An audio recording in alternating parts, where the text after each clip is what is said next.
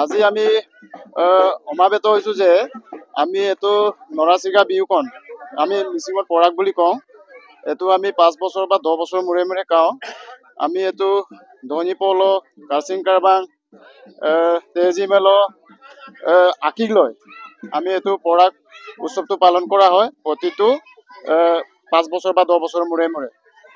আমি একদম চলিছোঁ ৰাইজে এনেকৈ সিদ্ধান্ত কৰা হ'ল যে অহা 12, 13, 14 মাৰ্চ অসমীয়া ফাগুন লাষ্ট ফাগুনত আমি এইটো হেৰি কৰিম সামৰি কৰিম। আৰু আজি আমি এইটো লাইকোটা আমি স্থাপন কৰিলোঁ।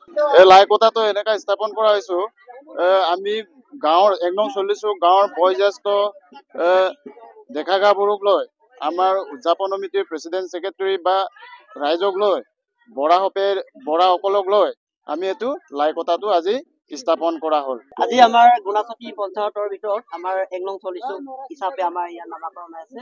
আজি আমি পৰাগ উৎসৱৰ কাৰণে আমাৰ লাইকোটা আজি স্থাপন হৈছে। আমাৰ বিভিন্ন আমাৰ বুঢ়া মেটা বুঢ়া কৰি সকলো মানে বোৱাৰী আজি সহযোগ হৈছে। ডেকা গাভৰু নাচিছে ফূৰ্তি হৈছে। আমাৰ ফাগুন মাহ আছে। ফাগুন মাহত আমাৰ এনেকে মিচিং হালিয়াই লিগা যিটো বুধবাৰ আমি যেনেকে গুটি সিঁচিম এনেদৰে আমি নৰাচিগা পূজাখন আমাৰ পৰাগখনক আমি 1 নং 40 ধুনীয়াকে আমি পালন কৰিব আমি ওলাই আহিছোঁ। অসমবাসীৰ বাবে আমি ধন্যবাদ জ্ঞাপন কৰিছোঁ। আমাক আশীৰ্বাদ দিব লাগে। আমাৰ 1 নং 40